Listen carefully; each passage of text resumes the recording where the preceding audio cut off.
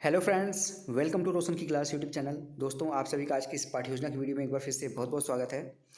आज की इस वीडियो में हम देखने वाले हैं भूगोल विषय की पाठ्य योजना। तो पूरी वीडियो देखिएगा, बस इतना ही रिक्वेस्ट है। और वीडियो के यहाँ पे आपको सामने दिख रहा होगा, थोड़ी सी कुछ चीज़ें धुंधली हैं, बस यहाँ पे स्टार्टिंग में है, लास्ट में अभी आगे दिखा दूँ मैं आप लोगों को, तो सब देखिए क्लियर दिखेंगी। ठीक है, यहाँ पे देखिए क्लियर दिख रही हैं सारी चीज़ें। ठीक, तो ये मत सोचिएगा कि पूरी वीडियो आपको अनक्लियर है, बस स्टार्टिंग में थोड़ी सी थी जिसको मैं आराम से पढ़ दूंगा। आप लोग इसको देख के, उतनी भी धुंधली नहीं है, एक एक चीज़ मैं पढ़ दूंगा, आप लोग ध्यान से सुनिएगा तो लिख भी लीजिएगा इस चीज़ को। तो वीडियो को स्टार्ट करने से पहले बस इतना ही रिक्वेस्ट है कि पूरी वीडियो देखिएगा। और वीडियो देखने के बाद अगर आप लोगों को इस वीडियो के माध्यम से कुछ लाभ मिलता है, आप लोगों को हेल्प मिलती है पाठ्य योजना बनाने में, तो प्लीज़ वीडियो को लाइक करिएगा।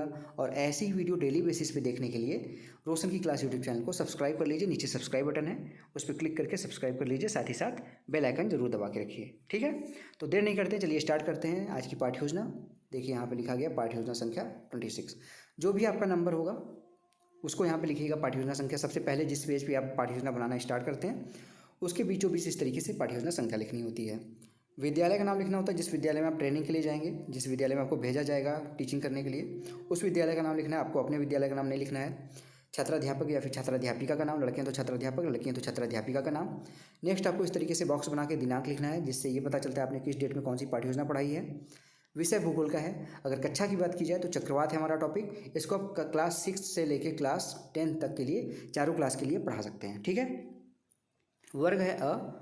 कालांश यहाँ पे देखिए द्वितीय लिखा गया। आपका जो भी कालांश होगा अपने अनुसार लिखिएगा, जिस पीरियड में जाएंगे उसका नाम लिखना है यहाँ पे। कालांश को ही काफ़ी कॉलेजेस में चक्र कहते हैं, तो इसमें कंफ्यूज मत होइएगा।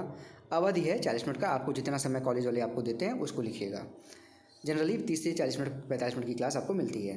प्रकरण है हमारा आज का चक्रवात। ठीक, भूगोल का काफ़ी अच्छा टॉपिक है। काफ़ी बच्चे यहाँ पे काफ़ी दिनों से रिक्वेस्ट कर रहे थे कि सर चक्रवात के टॉपिक के ऊपर वीडियो बना दीजिए, तो उनके लिए ये वीडियो है। अब आता है सामान्य उद्देश्य हेडिंग। सामान्य उद्देश्य हेडिंग के अंतर्गत देखिए लिखा गया यहाँ पे पूर्ववत। पूर्ववत का मतलब ज़्यादातर बच्चों को तो पता होगा, लेकिन मैं फिर भी बता देता हूँ आप लोगों को। पूर्ववत का मतलब होता है कि अगर इसके पहले आप भूगोल का कोई पाठ्य योजना बना चुके हैं, या फिर सामाजिक अध्ययन का या फिर सामाजिक विज्ञान की कोई पाठ्य योजना बना चुके हैं, और दूसरी पाठ्य योजना बना रहे हैं, तीसरी पाठ्य योजना बना रहे हैं, तो बार बार आपको सामान्य उद्देश्य में 6 से 7 पॉइंट लिखने की जरूरत नहीं होती है। आप पहले बना चुके हैं तो उसके सामने बस पूर्ववत लिख दीजिए, जिससे ये पता चलता है कि आपने कोई भी पाठ्य योजना इसके पहले बना रखी है, उसमें जो सामान्य उद्देश्य है उसी को यहाँ पे इंक्लूड कर रहे हैं। ठीक है, अगली हेडिंग है विशिष्ट उद्देश्य। विशिष्ट उद्देश्य आपका जो होता है, आपका जो टॉपिक होता है, उसको पढ़ाने के बाद बच्चे क्या क्या सीखने वाले हैं, उनको आप क्या सिखाना चाहते हैं टॉपिक पढ़ाने के बाद, ये चैप्टर पढ़ाने के बाद, उसके बारे में विशिष्ट उद्देश्य में कम से कम 3 से 4 पॉइंट और मैक्सिमम 5 से 6 पॉइंट लिखना होता है। तो देखिए यहाँ पे पहला हेडिंग है ज्ञानात्मक उद्देश्य। ज्ञानात्मक उद्देश्य में देखिए लिखा गया पहला पॉइंट यहाँ पे, छात्र चक्रवात के बारे में ज्ञान प्राप्त कर सकेंगे। दूसरा पॉइंट है छात्र चक्रवात के बारे में प्रत्यास्मरण कर सकेंगे। अगली हेडिंग है बोधात्मक उद्देश्य। इससे पहला पॉइंट लिखा गया छात्र चक्रवात के बारे में व्याख्या कर सकेंगे। दूसरा पॉइंट है छात्र चक्रवात के प्रकारों की व्याख्या कर सकेंगे। अगली हेडिंग है अनुप्रयोगात्मक उद्देश्य। तीसरी हेडिंग यहाँ पे देखिए, इसमें पहला पॉइंट लिखा गया छात्र चक्रवात का तुलनात्मक अध्ययन कर सकेंगे। अगली पॉइंट है इसमें छात्र चक्रवात के बारे में चार्ट बनाकर समझकर किसी को समझा सकेंगे। ये हो गया विशिष्ट उद्देश्य की हेडिंग आपकी खत्म। अब आती है अगली हेडिंग सहायक सामग्री। सहायक सामग्री के अंतर्गत उन सभी सामग्रियों के बारे में आपको लिखना होता है जिसकी सहायता आप शिक्षण कार्य के दौरान यूज करते हैं। जैसे आप चौक का यूज करेंगे, ठीक, चार्ट का प्रयोग करेंगे, चक्रवात का फिगर बना के ले जा सकते हैं, काफ़ी अच्छा इफेक्ट डालेगा बच्चों पे। डस्टर, पॉइंटर आदि ये सारी चीज़ें आप यूज करते ही करते हैं। अगली हेडिंग है पूर्व ज्ञान। पूर्व ज्ञान में देखिए लिखा गया छात्र चक्रवात के बारे में सामान्य जानकारी रखते हैं। अब आता है लेसन प्लान का सबसे इम्पॉर्टेंट हेडिंग, जिसका नाम है पाठ प्रस्तावना के प्रश्न। अगर आपके कॉलेज में कहें पाठ प्रस्तावना के प्रश्न लिखने के लिए तो इस तरीके से लिखने, नहीं तो डायरेक्ट आप प्रस्तावना प्रश्न भी लिख सकते हैं। इसको 3 कॉलम में डिवाइड किया गया है, क्रमांक या फिर क्रम संख्या कह सकते हैं उसको, छात्राध्यापक या फिर छात्राध्यापिका कथन और छात्र कथन। ठीक, इसमें कम से कम आपको 3 प्रश्न पूछ के अपना प्रकरण निकलवाना होता है। ज़्यादा से ज़्यादा 5 से 6 प्रश्न पूछ सकते हैं अपना प्रकरण निकलवाने के लिए। तो यहाँ पे देखिए पहला प्रश्न है, बच्चों से आप पूछेंगे पृथ्वी पर चलने वाले वायु को क्या कहते हैं। तो आप सभी को पता है, आप हवा कहते हैं सबसे पहले कि हवा चल रही है, हवा चल रही है। तो बच्चे उसको आपकी क्लास में जैसे एक बच्चा तो है नहीं कि हवा ही नहीं बोलेगा तो आपका प्रकरण नहीं निकलेगा। कोई बच्चा है आपकी क्लास में 15, 20, 25 बच्चे, उसमें से आप एक बच्चा आपका आंसर सही नहीं दे रहा है, जिससे आपको अपना अगला प्रश्न बनाना है, तो दूसरे बच्चे से पूछिए। तो यहाँ पे हवा बोल देगा जैसे कोई बच्चा, तो दूसरा प्रश्न फिर बनेगा तेज हवाओं का झोंका आना क्या कहलाता है। बच्चे बोलेंगे तूफान या आंधी। फिर तीसरा प्रश्न है चक्करदार तूफान या फिर चक्करदार आंधी आना क्या कहलाता है। तो बच्चे बोलेंगे चक्करदार आंधी को कहते हैं चक्रवात। अब यहाँ पे आपका प्रकरण तीसरे प्रश्न निकल गया। चौथा प्रश्न पूछ लीजिए यहाँ पे समस्यात्मक बनाने के लिए। चक्रवात के बारे में आप क्या और जानते हैं, बच्चे नहीं बता पाएंगे डिटेल में। समस्यात्मक प्रश्न होगा, जैसे ही समस्यात्मक प्रश्न होगा आपको क्या करना होता है, अपना उद्देश्य कथन बोलना होता है। तो यहाँ पे देखिए उद्देश्य कथन बोला गया, छात्रों आज हम चक्रवात के बारे में विस्तृत अध्ययन करेंगे। अब बच्चों को पता चल गया है कि आप उनको कौन सा चैप्टर पढ़ाने वाले हैं, तो उसको आप प्रस्तुत करना शुरू कर दीजिए। जैसे इसको देखिए लिखा गया है आदर्श पाठ प्रस्तुतिकरण, इसको प्रस्तुत करिए। अब यहाँ पे 4 कॉलम बनाया गया है। शिक्षण बिंदु, क्रम संख्या, छात्राध्यापक या छात्राध्यापिका कथन, छात्र कथन, श्यामपट कार्य। विकासात्मक प्रश्न पूछिए बच्चों से पहले। अब उनको विकासात्मक प्रश्न पूछने का ये मतलब होता है कि उनको टॉपिक की तरफ आप ले जाइए धीरे धीरे। पहला प्रश्न, चक्करदार तूफान आना क्या कहलाता है, बच्चे बोलेंगे चक्रवात। दूसरा प्रश्न, चक्रवात से आप क्या समझते हैं, बच्चे नहीं बता पाएंगे डिटेल में। समस्यात्मक प्रश्न हो जाएगा तो स्पष्टीकरण कर दीजिए उसका। चक्रवात उन चक्करदार हवाओं को कहते हैं जिनके मध्य में निम्न एवं किनारे पर की ओर उच्च वायुदाब होता है। ठीक है, वायुमंडल में स्थानीय दशाओं के कारण भंवर उत्पन्न हो जाते हैं, जो भंवर झंझावलों का रूप धारण कर लेते हैं, जिन्हें चक्रवात कहते हैं। ये विभिन्न आकार के होते हैं। इनका आकार 320 किलोमीटर से 380 किलोमीटर तक का होता है। इनकी गति 30 किलोमीटर से 64-65 किलोमीटर प्रति घंटा होती है।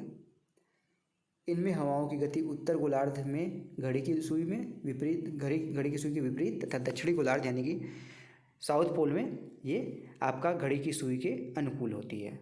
ठीक है, यानी कि अगर उत्तरी गोलार्ध में चक्रवात आ रहा है तो ऐसे ऐसे घूमेगा, घड़ी की सुई के अपोजिट। और दक्षिणी गोलार्ध में अगर चक्रवात आ रहा है तो घड़ी की सुई के हिसाब से घूमेगा। ठीक है, जिस तरीके से घड़ी की सुई घूमती है। चक्रवात का जन्म गर्म व ठंडी वायु राशियों के विपरीत दशाओं में आकर मिलने के कारण होता है। और जो आपने अभी स्पष्टीकरण दिया उसमें से इंपॉर्टेंट पॉइंट श्यामपट वाले कॉलम में भी लिख सकते हैं। ठीक है, मध्य में निम्न एवं किनारे पर उच्च वायुदाब होती है, झंझावलों के हिसाब से बन जाती है। इसकी जो चौड़ाई होती है 320 से 380 किलोमीटर होती है। इसकी स्पीड 30 से 64 किलोमीटर होती है। ये सारी चीज़ें इंपॉर्टेंट थी तो इसको यहाँ पे लिख दीजिए। अब इसके बाद देखिए इसके बारे में आगे बताया गया। इन्हें चीन सागर के में टाइफून, मैक्सिको की खाड़ी में टॉर्नेडो, पश्चिमी द्वीप में हरिकेन तथा बंगाल की खाड़ी में चक्रवात कहते हैं। भारत में बंगाल की खाड़ी में से उत्पन्न चक्रवात पश्चिमी बंगाल, उड़ीसा, आंध्र प्रदेश, तमिलनाडु तथा अरब सागर से उत्पन्न चक्रवात गुजरात, महाराष्ट्र राज्यों के समुद्र तटीय भागों को अधिक प्रभावित करती है। छात्र वाले कॉलम में देखिए लिखा गया, छात्र ध्यानपूर्वक सुनेंगे सभी चीज़ों को।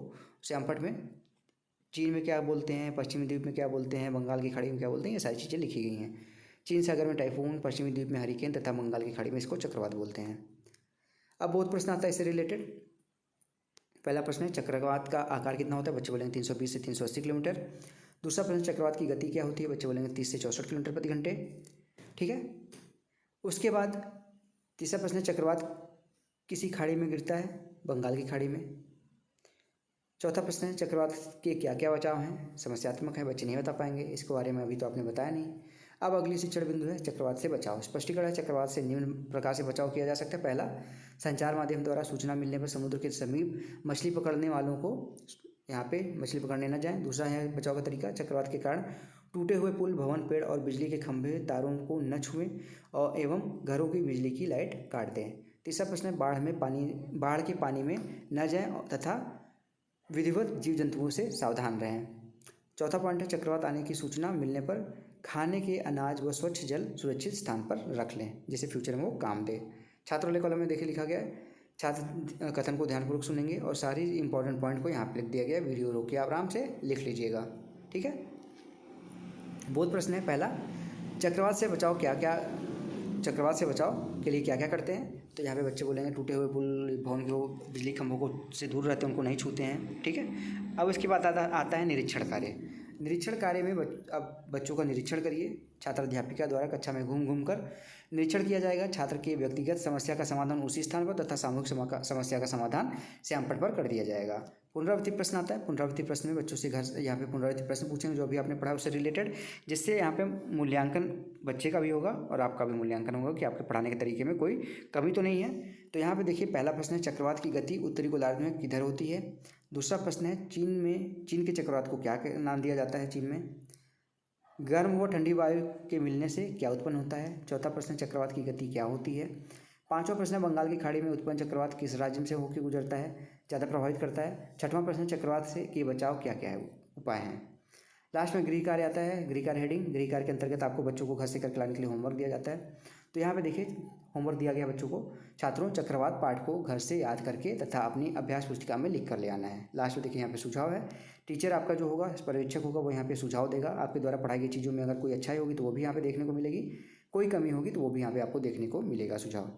तो दोस्तों ये था आज का लेसन प्लान। अगर आप लोगों को आज का लेसन प्लान पसंद आया हो, आप लोगों को हेल्प मिली है, तो प्लीज़ इस वीडियो को लाइक करिएगा और ऐसी वीडियो डेली बेसिस पे देखने के लिए रोशन की क्लास यूट्यूब चैनल को सब्सक्राइब कर लीजिए। नीचे काले कलर का सब्सक्राइब बटन, उस पर क्लिक करके सब्सक्राइब कर लीजिए, साथ ही साथ बेल आइकन दबा के जरूर रखिएगा। और अगर इस वीडियो की पीडीएफ आप लोगों को चाहिए बिल्कुल फ्री में, तो रोशन की क्लास टेलीग्राम चैनल पर जाइएगा, वहाँ पे वीडियो के लिंक के नीचे आपको इस वीडियो की पीडीएफ मिल जाएगी, जो भी नाम इस पाठ का होगा, पाठ योजना का, जैसे चक्रवात है, चक्रवात पाठ योजना के नाम से आपको पीडीएफ वहाँ पे मिल जाएगी। तो स्टूडेंट्स, अगर वीडियो अच्छी लगी तो प्लीज़ लाइक करिएगा। ऐसी वीडियो देखने के लिए रोशन की क्लास यूट्यूब चैनल को सब्सक्राइब जरूर कर लीजिए। तो फ्रेंड्स, मिलते हैं नेक्स्ट वीडियो में, तब तक के लिए आप सभी का बहुत बहुत धन्यवाद। जय हिंद, वंदे मातरम।